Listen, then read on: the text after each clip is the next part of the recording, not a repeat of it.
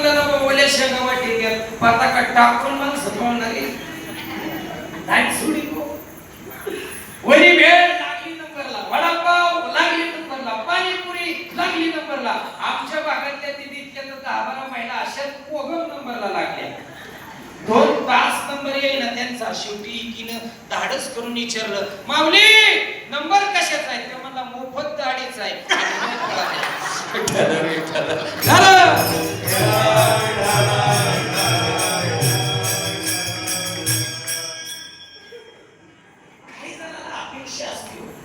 त्या अपेक्षेची पूर्तता होत नाही ती माणसं संसारात असली काय आणि परमार्थात असली काय ती कायम दुःखी जो देखे सो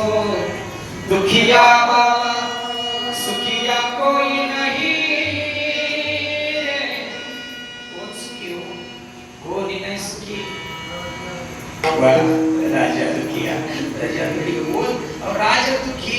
कोण कोणाला नाही कोण सुखिया सरने दिशाला कोण सुखी राहिलं हो कोण सुखी राहिलं the democracy is meaning by the people for the people जगतासाठी लोकांसाठी चालवलेलं राज्य चकनाचूर झालं चकनाचूर काही राहिलं नाही सांगायसारखं काही सांगायसारखं राहिलं नाही एवढं प्रचंड अधोगतीचं साम्राज्य तुमच्या आमच्यामध्ये झालं माणूस माणसात नाही राहिला मायवा 6,500 मुख्य जाती आणि 75,000 उपजाती 83,000 जातींच्या चुराड्यामध्ये अख्खा देश बदलला गेला कोण कोणापाशी बसतो आता त्या जातीयवादाचा विळखा सप्ताह कमिटी पर्यंत गेला कितपर्यंत तुम्ही जातीची विष पेरली कितपर्यंत तुम्ही द्वेषाची विष पेरली आणि म्हणून कार्ल मार्क्स सारखा अर्थतज्ञ सांगतो ज्या देशाचं अर्थकारण जातीवर अवलंबून असतं तो देश काही काळानंतर पूर्ण संपुष्टात आलेला असतो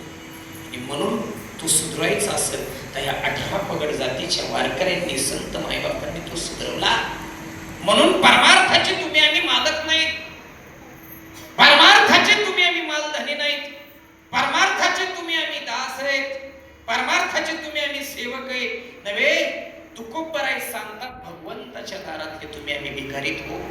पण कोण म्हणतो मी मालक आहे आम्ही बांधलं म्हणणारे फार आहे हो तुम्ही नाही काय बांधणारे अख्ख्या जगाला यानं बांधलं हो म्या बोलविता वेद बोले म्या चालविता सूर्य चाले म्या हलविता प्राण हले जो जगाते चालिता वृक्षाचे पाणी हले ज्याची सत्ता म्हणून त्याच्या दारातलं तुम्ही आम्ही याचे वाट टाकलो से गारे